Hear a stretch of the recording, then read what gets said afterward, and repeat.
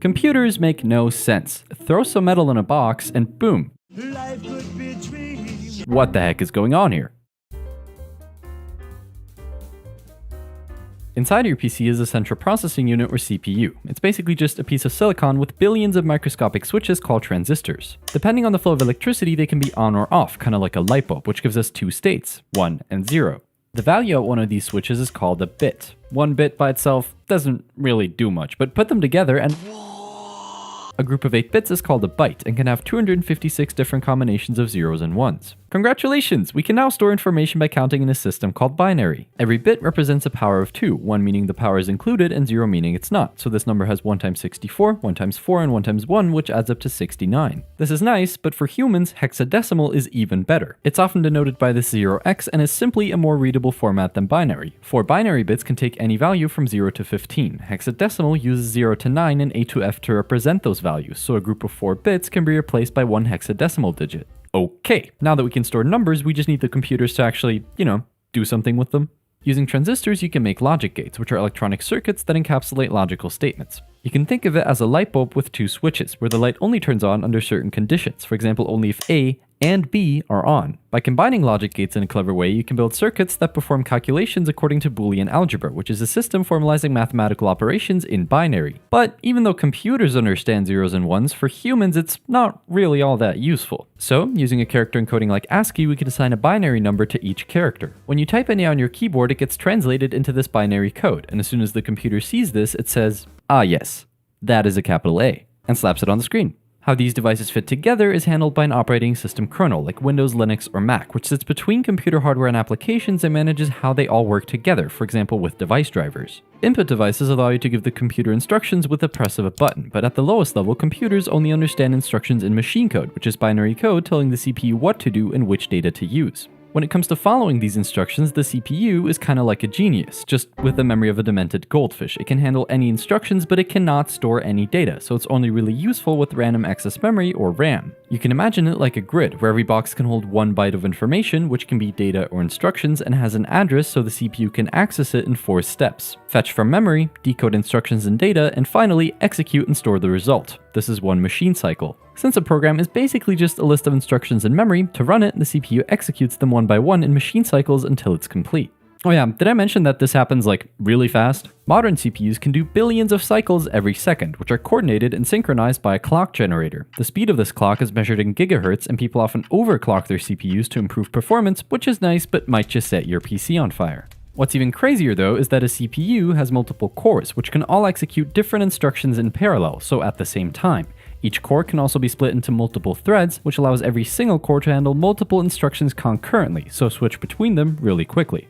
Okay, that's cool, but it doesn't matter how powerful a computer is if you have no way to give it instructions in the first place. Typing machine code by hand would probably make you go insane, but luckily, you don't have to. The kernel is wrapped in a shell, which is just a program that exposes the kernel to the user, allowing for simple instructions in a command line interface with text inputs. But the best way to make a computer do something useful is with a programming language, which uses abstraction so that instead of this, you can write code that looks like this, which is then converted into machine code for you. Some languages like Python use an interpreter, which directly tries to execute the source code line by line. Other languages like C or Go use a compiler, which converts the entire program into machine code before putting it in a file the CPU can execute. Now, every programming language has different syntax, but there's some basic tools almost all of them have. The most basic way to use data is with variables, which assigns a value to a name which can then be reused and modified. Depending on the value, variables can have different data types. For text, there's single characters and strings of multiple characters. For numbers, there's integers which can also be signed if they're negative, and floating point numbers for decimal values. They're called floating point because the decimal point can float around to trade off precision with range. This is possible because they use scientific notation. It's some number times the power telling you where to put the decimal point, which is exactly what they look like under the hood. The actual number is stored with binary fractions. Some fractions, like 1/3, can only be approximated in binary with an infinite sum. But since memory is not infinite, you have to cut it off at some point, which leads to rounding errors, causing pretty weird calculations sometimes. If these are not enough, long and double use twice the amount of memory to double the range of ints and floats. Some languages like Python automatically figure out which type a variable is, but in a language like C, you have to explicitly declare the type of a variable. The value of a variable is stored at some address in memory. Pointers are variables whose value is the memory address of another variable, which is denoted by this ampersand. So really, a pointer is just some chunk of memory pointing to another chunk of memory. Since a memory address is just a number, you can add and subtract from it to navigate through individual bytes of memory. This is called pointer arithmetic. In some low-level languages like C, you have to manually allocate and free up memory once it's no longer used. This all happens in the heap, which is a part of memory that can dynamically grow and shrink as the program demands, which allows for more control but makes it incredibly easy to completely break your code. You could touch memory you're not supposed to, or that simply doesn't exist, which is known as a segmentation fault. But also, if there's some chunk of memory that's no longer used and you forget to free it or you have no way to access it anymore, that memory is no longer usable. This is called a memory leak and can cause the program to slow down and eventually crash. To avoid this mess, high-level languages like Python have built-in garbage collectors that manage memory for you. Different data types take up a different amount of memory. Integers are most often 4 bytes of memory, a single character is most often 1 byte of memory, and a string is just multiple character bytes with a null character to signal the end of the string. Storing multiple items in a contiguous chunk of memory like this is the idea of an array. More generally, it's a list of items with the same data type, with each item having a numerical index, most often starting at 0. Since the items are next to each other in memory, by knowing the address of the first item, you can quickly index to any item in the array by using pointer arithmetic. Arrays are what's known as a data structure, which is just a way to organize data to make it easier to work with. Retrieving values from an array is blazingly fast, but the size of an array is often fixed when creating it, so when it's full you can't add anything, and if you don't use all of it, it's just wasted memory, so a more flexible option is a linked list. It uses nodes containing a value and a pointer to the next node, which allows them to be spread apart in memory. Also, it can grow and shrink dynamically as you can add and remove any node, and you can reorder it by simply rearranging the pointers. This is great, but they can be impractical as you have no way to access the last node except if you traverse every single one before it. But still, both arrays and linked lists are useful as they allow you to create queues and stacks. A stack follows the last in first out principle, just like taking a pancake from a stack. Practically, just imagine a pointer that always points to the item that was last added to the structure. Then you can pop, so remove the last item, which increments the pointer back. A queue follows the first in first out principle and uses 2 pointers, one for the first item that was added and one for the last. Any new item gets added after the last pointer, which is then updated, and dequeuing starts at the first pointer. Another useful data structure is a hash map, which is just a collection of key value pairs. It works kind of like an array, but uses a hash function to take a key and assign it to an index, where its value is then stored. But sometimes 2 different keys can map to the same index, which is called a collision. There's different ways to deal with this, but one way is to create a linked list at that position in the array, which makes it a little slower to look up that value, but still, hash maps are incredibly useful because you can define the keys that point to every value, and since they're based on arrays, retrieving them is blazingly fast. For many problems, it can be very useful to represent the relationship between different data points as a data structure. If you take the nodes of a linked list but allow any node to point to any other node, you get a graph where the nodes are connected by edges that can be directed, undirected, and can even carry a weight, which can stand for any metric such as distance or cost. Graphs are useful for analyzing groups inside networks or finding the shortest path between 2 points, for example in Google Maps. There's 2 main ways to search a graph. Breadth first search starts at one node and moves out layer by layer until it finds the target node for the first time. Depth first search explores every single path fully until it reaches a dead end. Then it backtracks to the last node with a different path and continues from there in the same way until it finds the target node. A graph where any 2 nodes are connected by exactly one path is called a tree and represents a hierarchy, for example the file system on your computer. A tree starts at the root and branches out into subtrees which end in leaf nodes. Parent nodes can have any number of child nodes, but oftentimes binary trees are the most useful. For example, a binary tree where all the values left of any node are smaller and all the values right of it are greater is called a binary search tree, which makes finding specific values super fast. If you want to find a target value, just start at the root. If the target is smaller than that node, go left. If it's greater, go right, and repeat this until you find the target. What we just used is a very simple algorithm, which is just a set of instructions that solves a problem step by step. The simplest way to write an algorithm is in the form of a function. It takes inputs, does something with them, and returns an output. Just like variables, you can then call a function by its name and pass in different arguments. When calling a function, the function call gets pushed onto the call stack, which is short-term memory used for executing code, and as the name implies, it's based on a stack data structure, which means last in, first out. To implement algorithms, you often have to compare 2 values, which you can do with operators like greater than or equality, and logical expressions such as and, or, and not. Expressions like these are simple. They can be true or false, which are the possible values of the Boolean data type, and allow you to write conditional statements. If some condition is true, do this, else do that. Booleans can also be used to loop over certain parts of code. One way is with a while loop. While this condition is true, this code will execute. Another way is with a for loop, which can iterate over every element inside a data structure like an array, but can also loop for a specific number of iterations by setting a starting value, incrementing it after each iteration, and setting an upper bound with a condition. Functions can also call themselves, which is known as recursion. This is useful when a problem can be broken down into smaller identical problems, such as calculating 5 factorial, which is just 5 times 4 factorial, which is just 4 times 3 factorial, which is just... But by default, a recursive function will just keep on calling itself forever. This means that it keeps pushing more function calls onto the call stack until stack memory is exceeded in a stack overflow.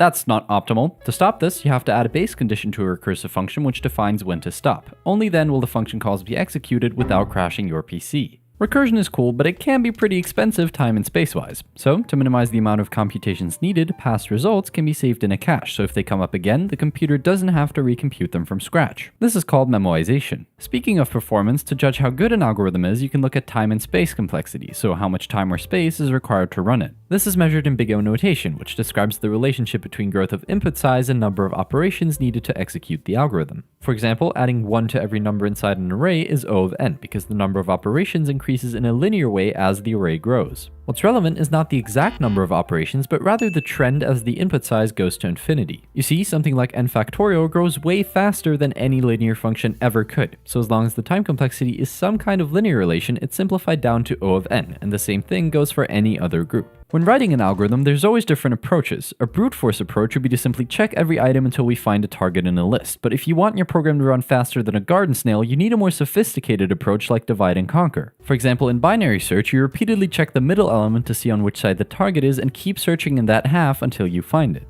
Also, there's different approaches to writing code in general, which are called programming paradigms. Declarative programming describes what the code does, but not how exactly the computer should do it, whereas imperative programming explicitly describes how the computer should achieve a result with detailed instructions. An extension of imperative programming is object-oriented programming, where you can define classes as blueprints for objects, which are single units consisting of data in the form of properties and behaviors in the form of methods. To code a class, you begin by defining the properties as variables and the methods as functions. After encapsulating properties and methods in a class, you can instantiate an object and use the dot notation to work with its properties and methods. Classes make it easy to organize and reuse code because you can define subclasses that inherit properties and behaviors of a superclass but can also extend and override them. For example, a rubber duck subclass might implement quack with a squeak instead. As a result, rubber ducks can be treated as objects of the duck class but behave differently when quack is called, which is the concept of polymorphism. But for some problems, none of these traditional paradigms will work. Let's say you want to make a computer recognize which of these images is a bee. The problem is,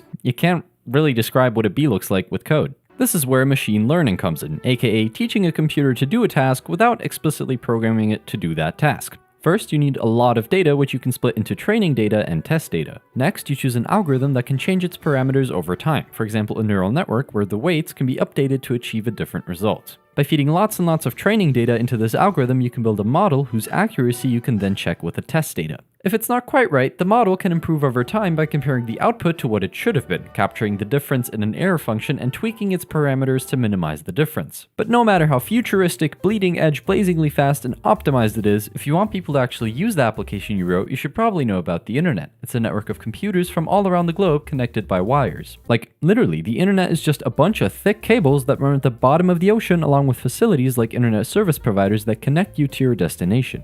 These computers communicate with the Internet Protocol Suite. Every computer on the network has a unique IP address, and two computers can then transfer data with a transmission control protocol. It breaks messages into a bunch of packets, sends them through a network of wires before the receiving end puts the message back together. If you have a poor internet connection, you might have experienced packet loss, which is just if some of these packets get lost along the way. If the internet is the hardware, then the web is the software, which you can use with a browser. Every page on the web has a URL. When you type it into your browser, it looks up the IP address of the server hosting this website with a domain name system, which is like a dictionary mapping domain names to IP addresses of actual servers. After connecting to it via TCP, your browser, called the client, uses the hypertext transfer protocol to send an HTTP request to the server, which then gives a response ideally containing the contents of the web page. The actual website most often consists of 3 parts. An HTML file contains all the content of a website and is basically just a collection of elements, which can be text, links, buttons, and so on. A CSS file controls the visuals and makes a website look nice. But a website is useless if pressing nice looking buttons does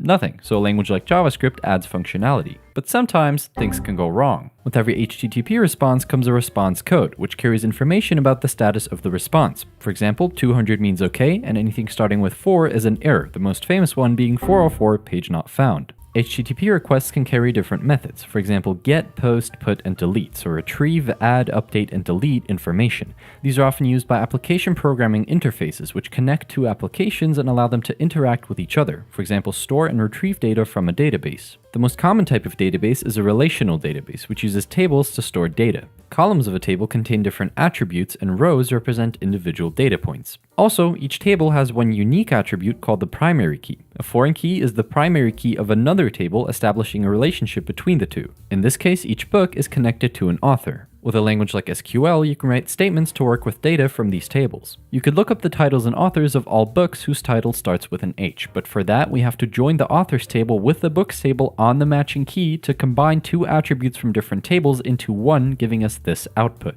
These statements are useful, but you gotta be careful or you might just delete an entire database with one line of code. But don't worry, that's never happened before. Behind every login page is a database with usernames and passwords. When a user tries to log in, an SQL query is often used to check if the user input matches with an entry in the database. That's good, but a devious actor could type something like this, which changes the query by terminating the string early and commenting out the rest, which means as long as this username exists in the database, access is granted. This is called an SQL Injection Attack, and it's one of the easiest ways hackers get places they're not supposed to.